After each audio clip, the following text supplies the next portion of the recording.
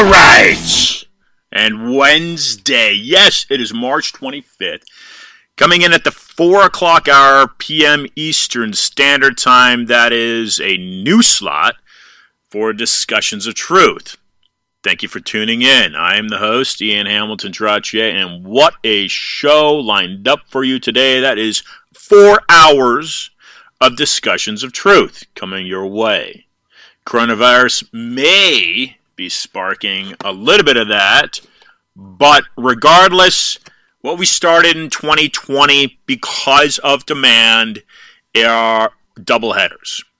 And I believe 2 weeks ago, we had our first triple header.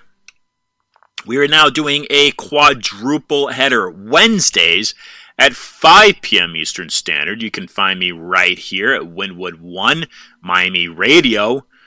We formerly broadcast on Wynwood Radio itself.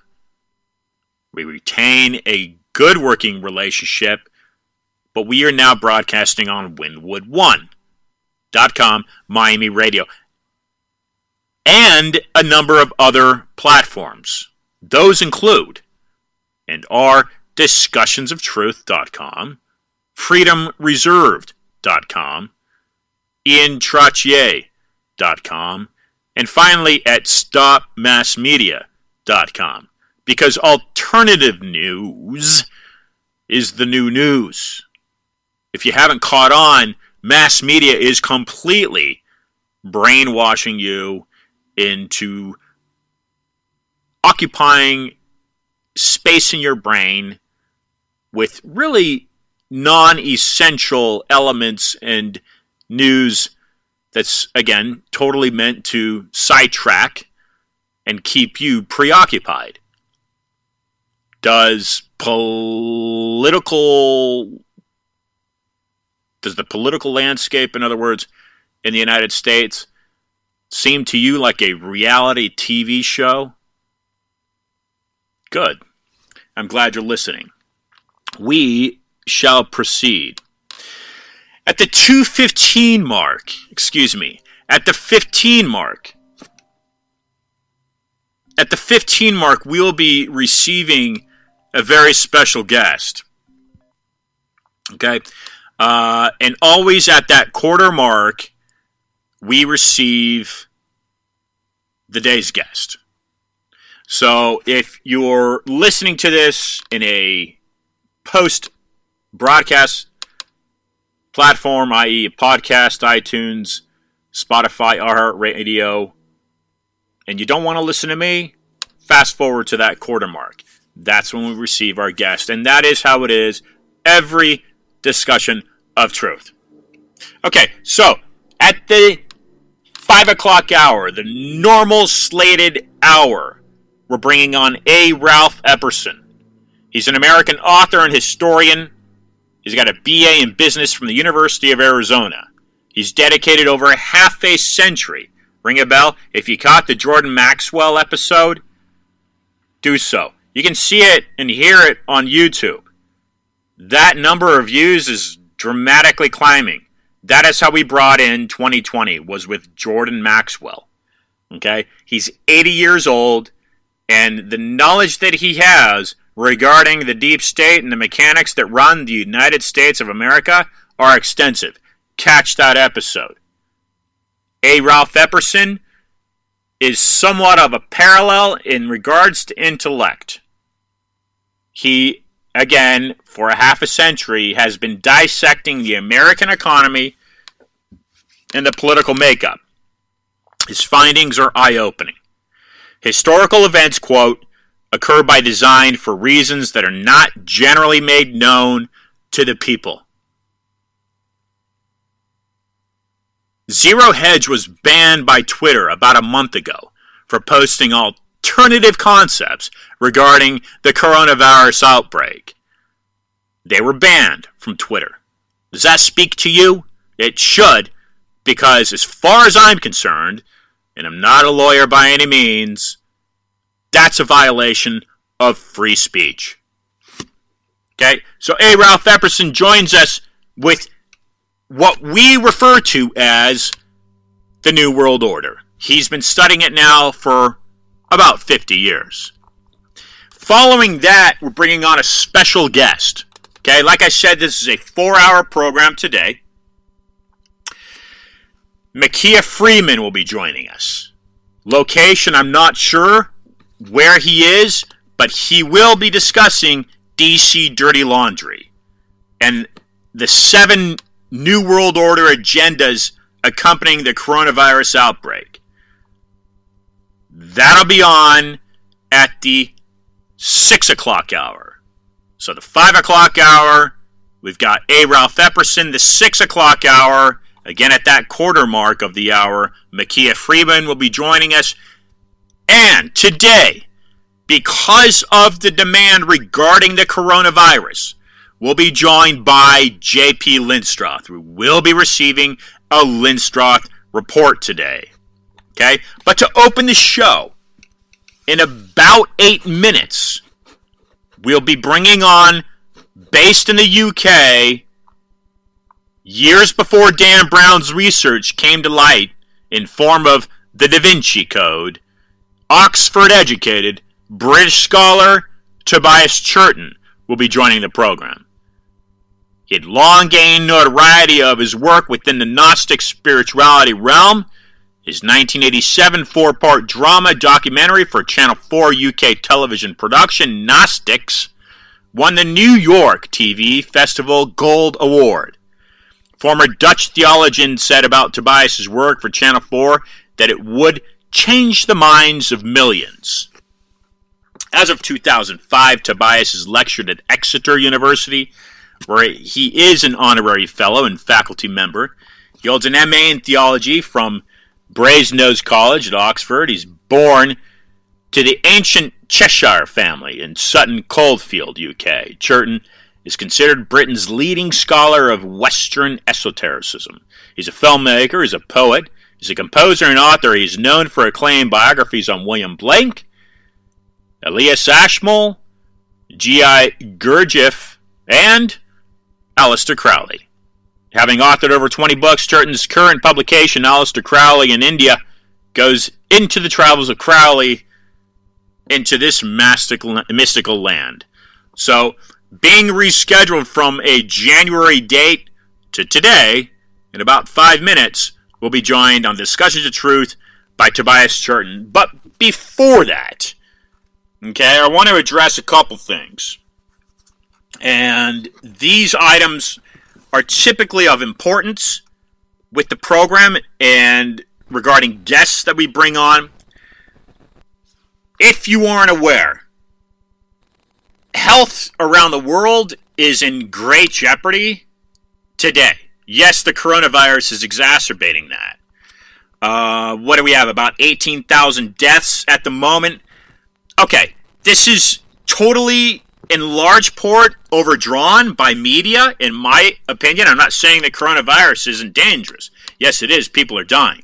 I think at about 500 deaths in the United States alone at the moment. Italy's being obliterated.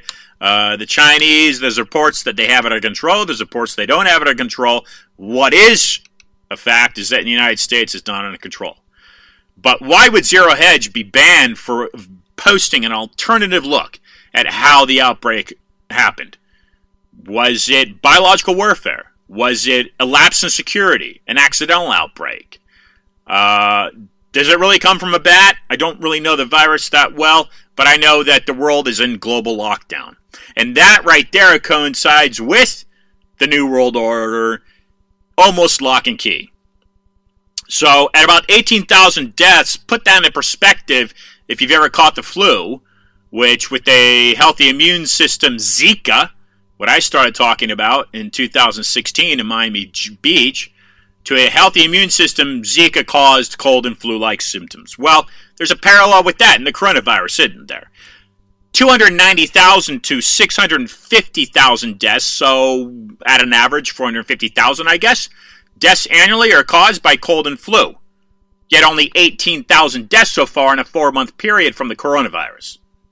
Is this more of an economic show than it is a health show by the masters that control the economics of the United States? Well, I would argue certainly that yes, that is the case.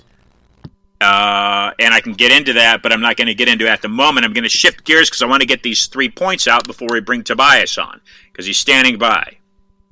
Autism is an epidemic. Now, whether you are for or against vaccines, certainly you should be for some vaccines, but are you for 70 vaccines being pumped into a newborn child? Are you for mandatory vaccines? Okay? Autism, regardless, is an epidemic today. The first autism prevalence study, Treffert 1970, showed an autism rate of less than 1 out of 10,000 kids. That's 1970. A study from Treffert, 1970. That's Treffert if you want to look it up. Today, the autism in the United States is 1 in 36 kids. That's a study in 2017 by Zablosky. That's Zablotsky. So, we've experienced a 27,000% increase in simply 50 years. Why is that? The garbage that's being fed to us in fast food, the pesticides that are being used in our agriculture, and yes, the chemicals and barium that are being emitted from NASA combating global warming. That is a fact. That is a fact. Well, whether the barium's causing autism, that's not a fact, but it is a fact that those are being emitted from the sky, otherwise known as chemtrails. All right, in California, we go to the coronavirus here. California Governor Gavin Newsom announced plans to use the quarantine right now to expand the deployment of wireless infrastructure in schools, opening the door to deploy 5G. How do you feel about that? Okay, who's pulling his string to get that happening? All right, who's pulling in? Alana Freeland's a former guest on the program. That's an excellent look at what's going on in the 5G realm. Man is becoming machine. All right, that seems to be apparent. Man is becoming machine. Okay. Now, lastly, Julian Assange. Whether you feel how you feel in regards to him or not. Kevin Shep, who was on the program just a few weeks ago, former CIA agent. I think he spent 17 years in the CIA, very high level. We've had other former John Kiriakou, other former CIA on the program. John Kiriakou, McCoy. My gosh. Excuse my excuse my lapse in memory here. Ray McGovern, not McCoy. Now McCoy's a different guest, different topic. Ian, we no longer have any real sense of free media. The only hope now is people like you who can repair the damage and get people listening to people who know what they're talking about. That is Ray McGovern on this program. Direct quote, CIA analyst, 1963 to 1990, chaired the National Intelligence Estimates, and prepared the President's Daily Brief from 81 to 85. We've had other CIA on the program. Kevin Ship joined us a few weeks ago, and this is a recent tweet from Kevin. Julian Assange, whether you feel you like him or not, Julian Assange's lawyers now announced that they will be applying for bail at court this Wednesday. That'll be today. They argue that he is in imminent danger from coronavirus spreading through the prison population and should be released for his and other prisoners and staff safety. What is happening worldwide with the coronavirus? We're going to tackle that a little bit more with our next 3 guests, and that would be A. Ralph Epperson, definitely with Makia Freeman, and finally J.P. Lindstroth. Counterpunch, we're going to be going over one of the articles that he's written with through Counterpunch.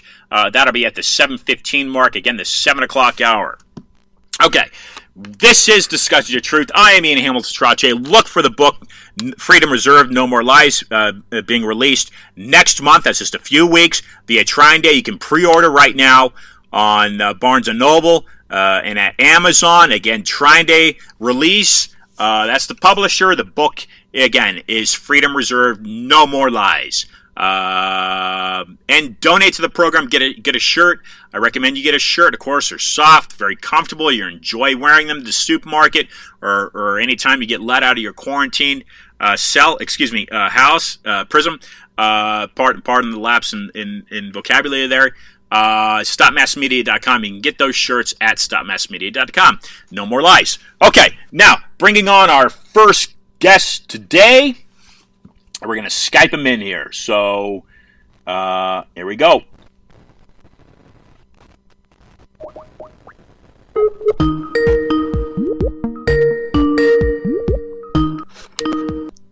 Hello, Ian. Tobias, good evening to you, sir. You're just in time. For dinner? It could be, yes, or a drink if you want one. Or is it tea time? I know it's late for you. Tobias joins us from the UK. Tobias, I gave listeners a brief description of who you are. You are you're Oxford educated. You are an author. Why don't you give listeners a little bit more about who you are, Tobias? And again, thank you for accepting the invitation in January. We're pleased to have you now in March. Either way. Delighted to be among you. Difficult to sum up a career that's as long and varied as mine, but I'm a full-time writer. I specialize in writing about spiritual ideas through the ages and many other things as well. Worked in television for a good many years and then became full-time writer. Beyond that, I can only say I'm driven by a spiritual imperative to sort out fact from fantasy and meaningful truth from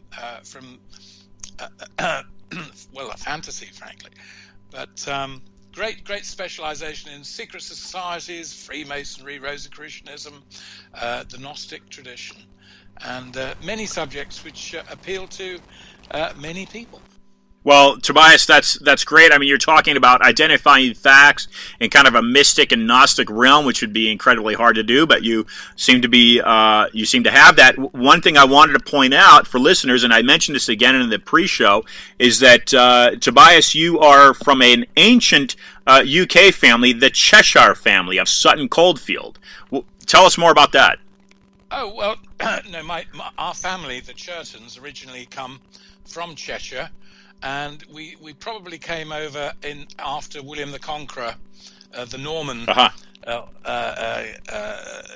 took over England, as I'm sure you all know, in 1066. Yes. And the Churtons appear within about 100 years of that, with land just south of Chester, and there's a village of Churton there.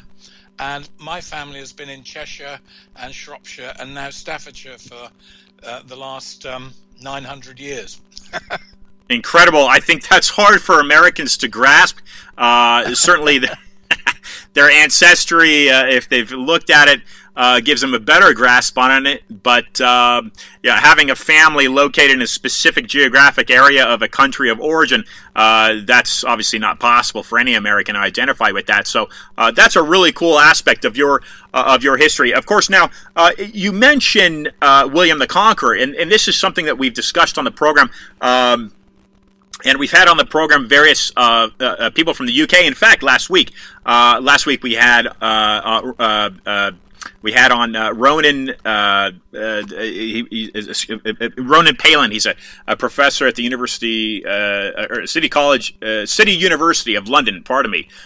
He's an economist, and one of his recent books is The Hidden Nature of Finance Sabotage. And he joined the program with his co-author Anastasia Nesvetalova, and they discussed in brief. Ronan did this a little bit. He went into William the Conqueror because what he talked about, and this is certainly, I don't think this has anything to do with Aleister Crowley, or what you've studied, but perhaps it does. But what he talked about was the banking system in London, the Corporation of London, and the Bank of England, and that being a present mechanism before William the Conqueror, and something that William the Conqueror actually was unable to conquer, and so it's been its intact sovereign entity through the ages, and that continues to this day in 2020. And what he talked about was it being really a medieval form of banking and really a Roman element that continues to exist. Do you have any comments on that, Tobias?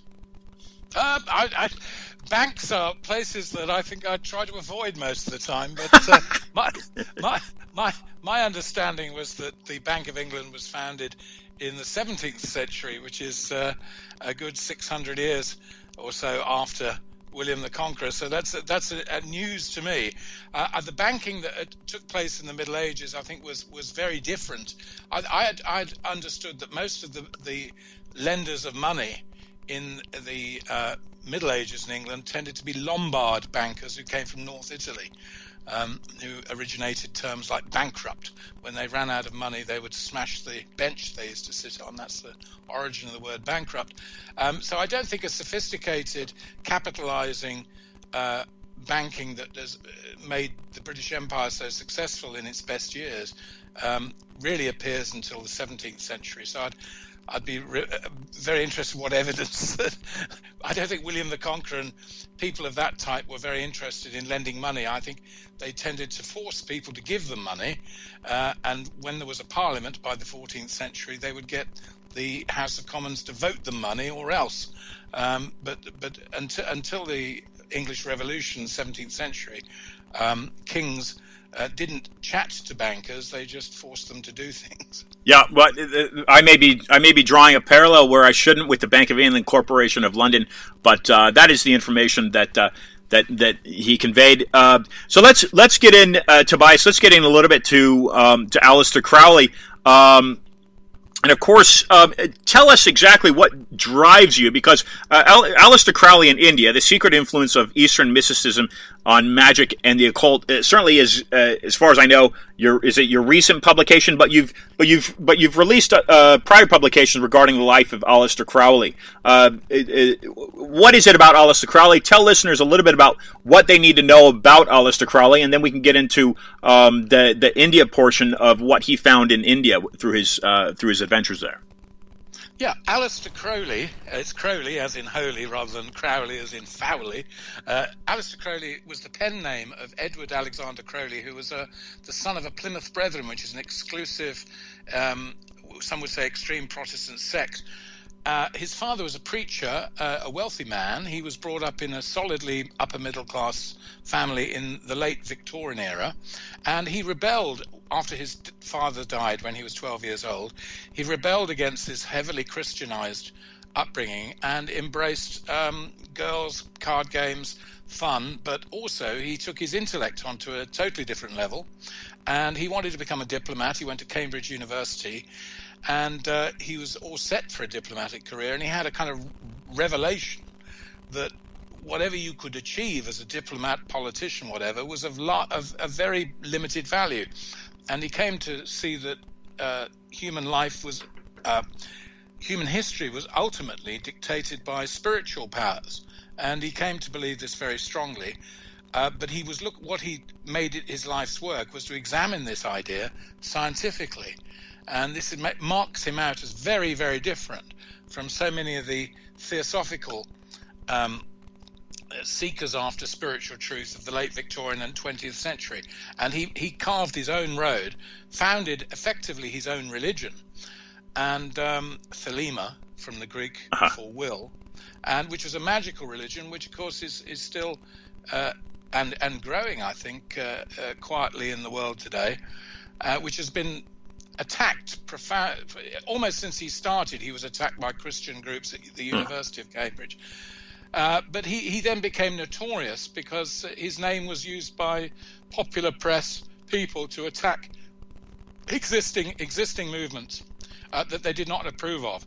And he has probably the worst reputation of any English intellectual in the entire history of the Western world. My job has been to penetrate the myth of Crowley and reveal what I think is a tremendously exciting spirit and intellect of great value to us today. So from someone who wanted to engage in politics and then shifting into developing his own religion, and you're mentioning thelema, what was the turning point for him that said, "Hey, this is more spiritually driven than it is other things"? What was it that he discovered that kind of opened that path for him? Well, it was a series of progressive events in his life. One of the first was when he joined a Masonic para-order was founded by Grand Lodge British Freemasons, which is called the Order of the Golden Dawn, which was founded for you could say, advanced Masons who were interested in Rosicrucian mythology, spirituality, and basically the occult, as it was considered in those days. Not black magic, but was considered white magic, hermetic magic. He joined that in 1898 when he was barely out of Cambridge, and joined it at a time when it was embroiled in a sort of infra-struggle. W.B. Yeats, the poet, was a member at the time. There were a lot of bright characters in it, and a lot of eccentrics. But he got very tired of it very quickly. He felt it wasn't really getting to the sort of magical load, mother lode. The next event which really made an impact was he had an independent fortune in his early years, and he was traveling the world. And he was in Cairo with his wife on their honeymoon, and he had the most extraordinary series of experiences, which led to, in 3 days sitting in a room in the center of Cairo, he wrote a thing which later became called the Book of the Law, or rather it was dictated to him, he believed, by a preternatural entity, an angel of the Most High, whose name was given as Iwas. And the whole thing, as he knew, sounded preposterous. He never doubted anyone who said this is absurd.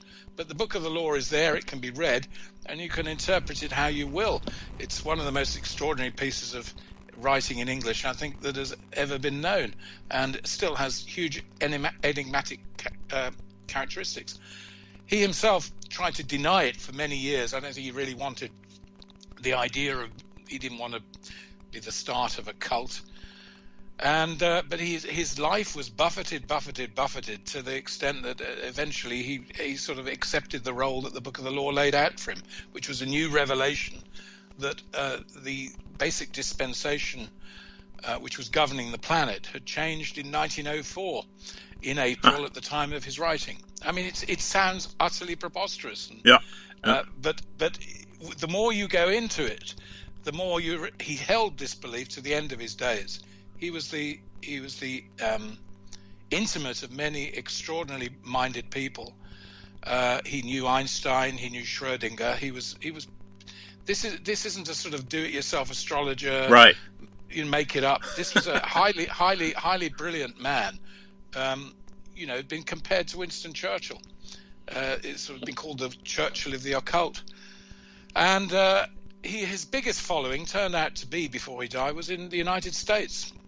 Well, that's a good thing. I would assume, but you talk about Cairo, so this is interesting because on the back of the United States $1 note is what many consider to be the pyramid there in Giza.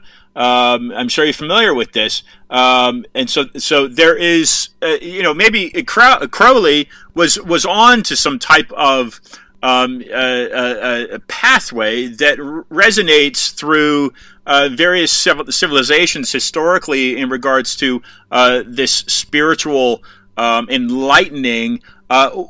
Did he visit the assuming that this pyramid on the back of the U.S. $1 note it does come from Egypt, and we do know there's other pyramids around the world. But was he able to visit the Giza pyramids, and what was his thought regarding those buildings? Yeah, well, in 1903, this was about 4 months or so. 5 months before what he calls the Cairo revelation of April 1904, he'd been shown into the king's chamber of the Great Pyramid, and he did an invocation of the sylphs, which he'd been taught the words for this invocation when he was in the Golden Dawn. And he said that the room he was in with his wife, and that the room kept a sort of bluish glow for most of the night before it faded, and very much impressed his wife as to the magical powers that he had. He didn't go a bundle on the whole pyramidology you get today and the amazing amount of measuring and symbolism that people attach the same kind of symbolic importance to the Great Pyramid as they used to the Temple of Solomon, Isaac Newton. All of these great monuments of the past attract this tremendous level of speculation. Crowley wasn't terribly bothered about the speculation, but he was fascinated as a romantic by being in the pyramid at that time. Crowley was very much a sort of down-to-earth, practical bloke in one way, which is quite extraordinary given the depth of his mysticism. He's not a man that's easy to describe, and when people you can write him off, but you haven't written anything off. You've simply thrown something in the image against the image. The reason I've written several books on Crowley is I've always found discovering more aspects to him and to his life which are worth our interest. Today, why should they be of interest? Because we're going through this incredible change, and we have been since the end of the Victorian era. The old world that our great-great-great-grandparents knew has been ripped up entirely, technologically, morally, politically. We're still going through a most extraordinary maelstrom. And while we had a sort of brief break in the 1950s when normal became heaven after the horrors of the war, Second World War, World War II, we're back on the roller coaster again with all these issues about what is man, why is he here, what's our relationship with nature. All of that is thrown into the air again, and as we are now facing a new kind of apocalyptic scenario. Somebody like Crowley, who was not afraid of confronting the facts of change, becomes terribly interesting, I think. Yeah, I think you've got a nice example, if you will, to study. One of the thoughts that comes to my mind is in modern media, the culture today is gravitated to this 007 figure from Ian Fleming, and that would be, as far as I know, John Dee. It does what John Dee did for the British Crown with his 007 for Your Eyes Only. He's more espionage, but there's also a Gnostic realm to what he did. Is my thought. Are there any parallels between the two great figures in British history? That would be John Dee and Aleister Crowley. Yes, I think that there's a remarkable symbiosis there. John Dee was of great interest to Crowley, and Crowley explored Dee's angel summoning system, which came to him through his scryer, Edward Kelly. And Crowley probably did more experimental work on that than practically anybody, and came up with a mighty tome, which you can still buy, called The Vision and the Voice. Where Dee is interesting is because, well, for many reasons, but basically Dee had explored Renaissance learning, come to its limits, and then wanted to go further. He wanted to eventually find out what was known beyond the human dimension altogether, and that's why he got involved in this extraordinary step into summoning angels for guidance. Now, Dee did work for the British government, or rather the British government under Elizabeth I, time of the founding of Virginia, was very interested in what he was doing, and sent people to, when he was in Europe, sent them to follow what he was doing. Dee could have been an agent of the British Crown at that time. He was certainly privy to many of the leading figures of the Elizabethan court. Crowley would like to have had a role very much like that, I think. He tried very hard to get the government to take him on as, well, practically anything: advisor, guide, magus, spy. He did quite a lot of attempted espionage for the British cause and the Allied cause in World War I, much of which was grossly misunderstood. He tried to serve the government again in World War II. He certainly was helping MI5 with information about communist subversion in England in World War II. But I think ultimately it wasn't a secular state, of course, in the 1580s when Dee was most active. But in the 20th century, it's just simply very hard for a modern state to employ a figure who is so tuned into non-political categories, and whose fundamental interests, almost wholly spiritual. A state can't afford, as it were, to listen to that kind of guidance in the modern world. But there are always people within the state system who are interested in the highest kind of intelligence. And Crowley was certainly fit that bill, and he was a great interest to some of the spy masters of Great Britain in the 20s, 30s, and 40s, including Maxwell Knight and Colonel Carter. And yep. But he never had the role that he deserved. I think one of the sad things about Crowley was he became a martyr, really. His enemies were very great, and he was opposed on many sides. And it's not surprising, because his entire public stance was one of defiance of convention. And he was, to start with, a decadent poet. He belongs in the 1890s in some way, and in other ways I think he belongs in the 2090s. I don't think his era has quite come. He's extraordinary character, very difficult to express to you in a brief interview. Yeah, and certainly great musicians like the Beatles, Sgt. Pepper's, Led Zeppelin, I believe. Some of these great musicians have credited, haven't they, Crowley's work and to inspire them. Is that accurate? Oh, there's no doubt of that. I mean, Mick Jagger, John Lennon, David Bowie, Jimmy Page, they've all taken some idea of Crowley. It may not be an accurate idea in some of the cases, but I remember John Lennon, just before the terrible murder in 1980, was interviewed by Newsweek, and he summed up his basic stance as being, "Do what thou willst, but don't hurt anybody." Now that is an obvious paraphrase of Crowley's "Do what thou wilt should be the whole of the law," and "Love is the law, love under will." So Lennon had certainly got the message, but he didn't. He put it over subtly. So Crowley appears on the cover of the Sgt. Pepper album.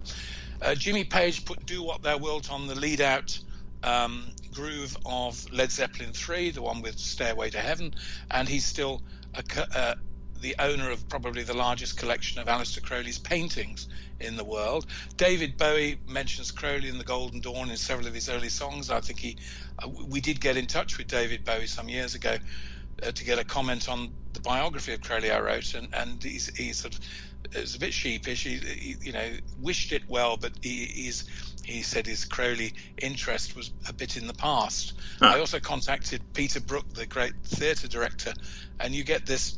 They like Crowley, but they don't want to be known to like him too much, because the public image of Crowley is still, regardless of all the scholarship I brought to it, doesn't matter what I say, the newspapers still want Crowley devil worshipping, drug taking, sex mad, heroin addict. That's the Crowley they want. It's tragic, but it's true, and I it's lessened a bit, but he's a very. I took the Crowley case on in a way a bit like a lawyer who likes a challenge, because I recognise that the world, constituted as it is never going to give this guy a chance. Doesn't matter what I say, but even so, somebody should say you're getting it wrong. Yeah, well said, Tobias. Let's get into that before, because I want to spend some time in India with Crowley, but let's identify some of his adversaries. Certainly, he's pushing the norm. He's bringing in an alternative. He's kind of pushing out, wanting to push out the establishment in a sense. But he must have been, he's started this religion. He's got followers. So what he's learning and researching is obviously becoming somewhat of a threat, because he's creating opposing forces in humanity. In that sense, he's got, if you will, enemies, to use that perhaps too strong of a term. But he's he's doing so in a sense that is causing a disturbance. So who is it? What are the sectors of society, if you will, that are becoming opposed to what he's doing? Are we able to identify some of those? That is a very difficult task, because I don't think Crowley was opposed by whole sectors of society at all. It tended to be the first time we get him being actively opposed is the University of Cambridge Christian Union. Right. You have in these universities groups of fervent evangelical Christians who make it their effort to bring people to Jesus, and it was just the same in the 1890s as you'll probably find in universities today. They didn't like the fact that he was he joined what was called the Pan Society. These were today's sort of Greens in a way, a kind of romantic vision of nature, and trying to talk about the classical gods, Pan, the god of all of nature, and so on. That was obviously paganism. So he was identified as a sort of pagan who was trying to undermine the good Christian education. So that was the first opposition. I think after that it became rumored that Crowley was bisexual. He occasionally had strong relationships with men, though most of his relationships are with women. And he was certainly a proto-feminist, as not as perhaps would be understood today, but certainly would have been understood in 1900. I think when the sexuality aspect of Crowley got out, he became prey to blackmail, because of course in those days it was not a capital crime. It was, you could be sent to prison for years and hard labor, as had happened to Oscar Wilde, if you'd had homosexual acts. And several editors of low magazines tried to blackmail Crowley, and he always refused to be blackmailed, so they would print what they liked about him. I suppose you could say that his enemy would be the right-wing Christian establishment. Yeah. Certainly, but actually, the serious papers, the big newspapers, the Times, etc., never attacked Crowley at all. It was always what you call the yellow press. In America, that would be the Hearst press. Tobias, well said. Tobias. Okay, do you have a few? You have something else? Well, I think he had a lot of opposition from the Roman Catholic Church. Because he's basically Gnostic, and from the 1890s, the Vatican was very concerned that there had in the 1890s appeared a new Gnostic church led by Gilles Douanel in Paris, and they were very frightened that there was going to be this outbreak of what they would regard as heresy. So Crowley touches on that as well. He wrote a Gnostic Mass when he was in Russia in 1913. He has opposition from the Catholic Church. He had opposition from Theosophy, the Theosophical Society, because he opposed Krishnamurti, whom Annie Besant, the leader of the Theosophical Society after Blavatsky died in the 1890s. They tried to undermine him and said he's a dangerous character, and he's too iconoclastic, and he's probably satanic, and so he got opposition there as well. But if you trace the intelligentsia and their relationship to Crowley, some of them were frightened of him. Definitely, he had an amazingly powerful image, which put some people off and attracted others. But I think a lot of his opposition was just certain individuals who had great power in the state, who just didn't want this man's conception of message imagery to affect anybody. Yeah. And I think he was singled out quite early on as being somebody, Oscar Wilde times 10. Yeah. What part of Russia had he written that mass? Well, in 1913, very interesting, he went to Moscow. Why did he go? Very interesting.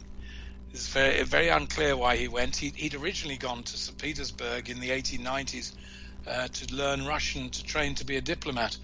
But he was there in 1913 mostly. He took over. He took an English band, I suppose today you'd say, like a rock band, a group of 7 girls called the Ragged Ragtime Girls, and he put them on as their manager in Moscow, and at the famous place called the Aquarium. And they strutted their stuff, and he spent his time getting to know people in various cities and hanging out with the British consulate, and getting to know the leading diplomats in Moscow. Fascinating little tour in 1930. And I think Scriabin was aware of him, the Russian artistic movement that died sadly with the Russian Revolution. They were aware of this extraordinary Englishman, this Magus, who'd come along. Ken Russell, the movie director, actually wrote a play having Scriabin and Crowley together in St. Basil's Cathedral, sacrificing goats, but that's more Ken Russell's imagination than Crowley's. But it was, it's a delight to go back into that pre-First World War world. Crowley was so much part of a period that we've so long forgotten. When in many houses in America and England, families would get together and have seances. I mean, this is long gone now, but I remember talking to my grandmother about this. And before the First World War, there was a kind of popular occultism, and in that world, you had competing figures. You had Vivekananda, the Indian guru, and a lot of people followed him. You had the Theosophical Society, you had Freemasonry. All these things were competing for people's private spiritual space. Yeah. And Crowley was sort of part of that, but he's kind of very much more modern. You get that when you read Crowley's original writings, you get this feeling that he was well in touch with a future time. And he makes probably more sense now in some ways, even though the culture's changed so much. That's remarkable, and he seems like a very peaceful fellow that wasn't inciting any violence. He was simply kind of what you're alluding to, going against that the overall Christian norm at the time through the Vatican and whatnot, maybe elements left throughout Europe, and that was kind of a threat, perhaps. Let's get into Tobias. Let's get into India. What drew Crowley to India? What practices of Hinduism? What was it? And then what did he get out of India? Well, his engagement with India, which is the new book's main topic.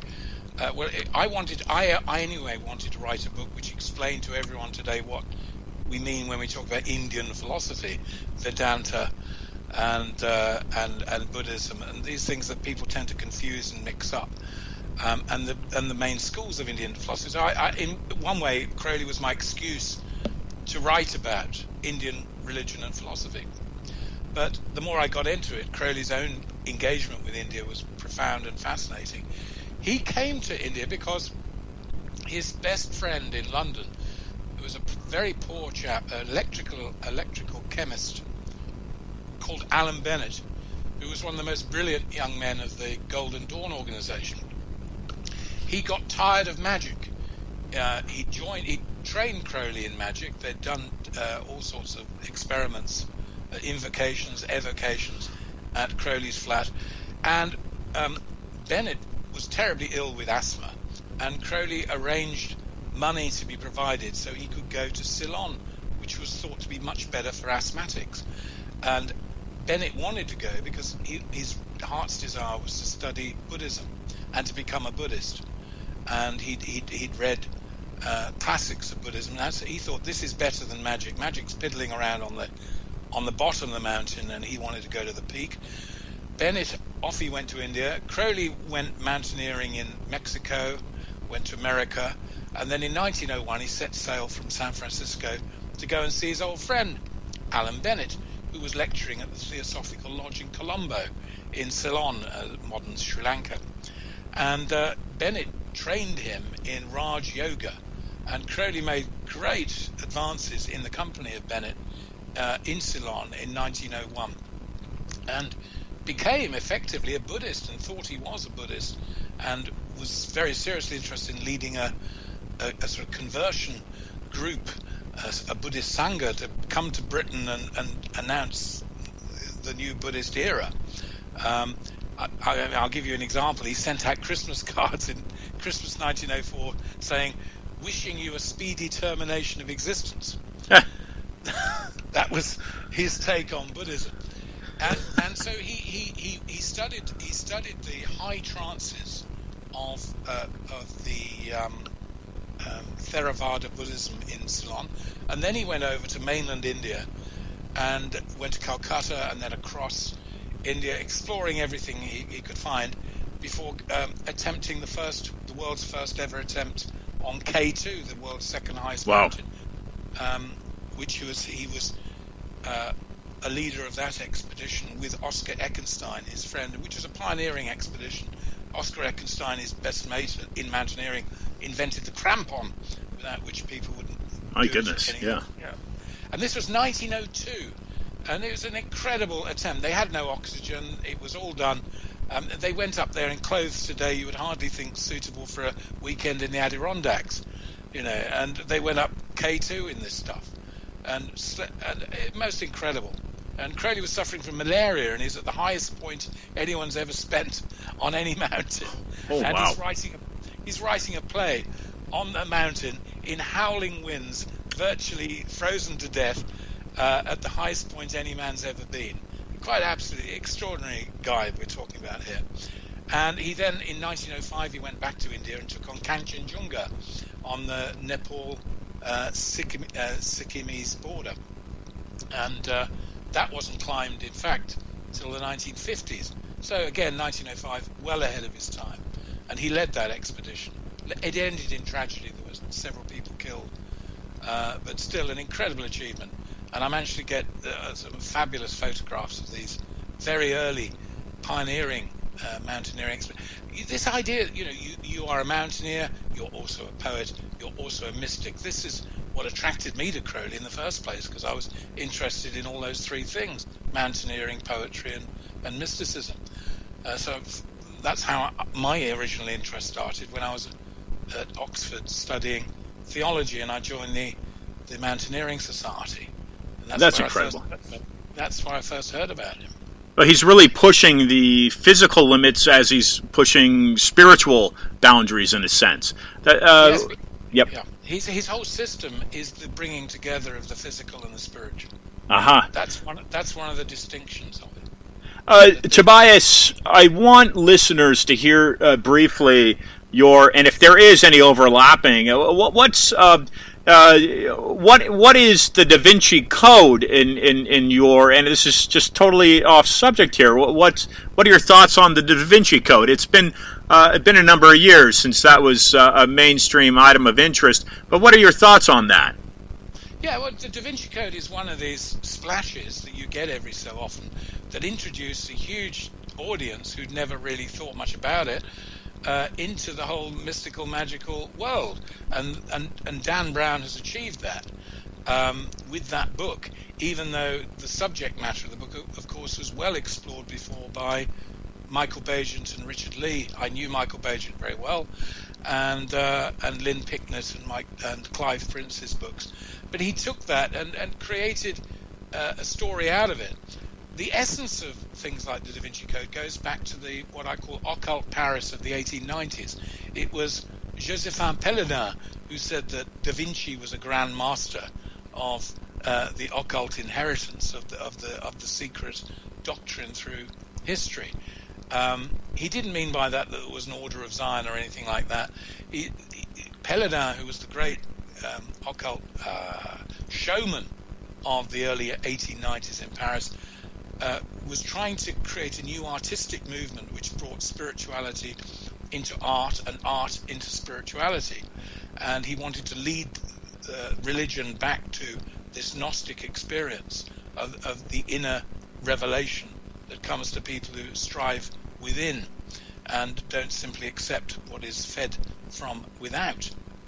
And Paladin invented this whole thing of Da Vinci. So the real, if you want to know what the true Da Vinci Code is, read Occult Paris, which is a book I wrote some years ago to explain how all this came about. People took the novel as if it was fact because he said it was based on facts. Well, yes, I could write a book based on facts, but it wouldn't necessarily be fact. You can base a lot of fiction on fact, can't you? And I mean, we wouldn't have a movie industry if that wasn't the case. Correct. Or indeed a political system, frankly. The Da Vinci Code was one of those gateway books that allows people to come into this marvelous field of what we call Western Esotericism, which is the inner meaning of spiritual beliefs. And that is a field which is growing in terms of its scholarship and discipline. And I've been trying to pioneer that process as well. These subjects should come under very serious purview. It shouldn't just be left to popularizations. Otherwise, you end up with a guru on every street corner with the answer to his own insanity. We don't need bad gurus. What we want to know is what do all these things mean? Right. And that's what my work's all been about, is to clarify the field. I liked how you thread in the political system. That was a nice thread you made there. Tobias, in winding down here, please let listeners know where they can find your books. I'd imagine most retailers. Do you have a website? And share, give listeners a place they can go to purchase your work and find out more about what you do, and share with us some closing thoughts, if you would. Oh, I'll try. I have a website, tobiaschurton.com. Tobias Churton, CHURTON, tobiaschurton.com, and all the books and all my works and biography and all that stuff is all listed on there. If you go to Amazon and look up Tobias Churton, you'll find all the books at least, and that no problem getting them through Amazon. And I think all the good bookshops and Barnes and Noble and in the United States stock my books. Recently, I have had a wonderful relationship with Inner Traditions International of Vermont, and they published a lot of my books. I'm very, very lucky, and they've done a fantastic job. So Inner Traditions International is a very good. They have their own website, catalogues, and all that stuff. And now, as for parting thoughts, I would say that we are faced today with some of the most confusing and confused messages that have ever been put in large numbers to human beings. And I would say follow your profoundest intuition, find some space to think about what might be happening, and listen a bit less to the media. And I'm not talking about fake news, because all news to somebody is fake news, Fake news is the news you don't want to hear sometimes. And the true news is what's happening to you and how you feel and what's going on in your life. That's the true news. And you ask your own questions and follow your own path. Well said. Thank you, Tobias. Some great words, ladies and gentlemen. Tobias Churton. Tobias, thanks for the reschedule, and we look forward to reaching back out to you, inviting you back on the program. That'd be a great pleasure, Ian. Thank you very much for having me.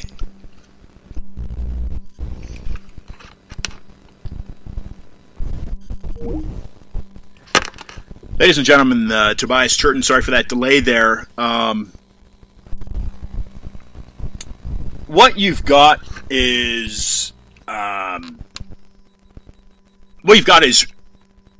really an incredible concept. Tobias himself, of course, highly educated, doing work and studying and writing books on another very intelligent human being, Aleister Crowley. I guess if I were to have some parting thoughts here, it would be give some meditation, give some time thinking about the comment that Tobias made regarding politics. Gnosticism and politics, how do the two thread together? Okay, now with that said, as you meditate, consider this thought. What you're looking at during Crowley's time in regards to his opposition. Why was there opposition? He's not hurting anybody. He's not inciting violence. His sexuality is his own business. That's a opinion coming in 2020, and I would assume he would have that same opinion in 1900. However, laws change. Societal norms change. And what he was looking at was look, if you break down the makeup of Europe in regards to countries, it was once all ruled by Rome. And let's take the neighbor to the south of the United States. Let's look at Mexico, for example. And I've got to be quick here with my thoughts. We'll be bringing on a Ralph Epperson here shortly. The thought is this. You've got the Spanish conquistadores that push out the existing population that occupied the land, known as the Native Americans. You've got Aztecs, you've got Mayans. They've pushed them out. And in many cases, these native inhabitants were forced to conform to this new Spanish European system that was spearheaded by Catholicism. In many ways,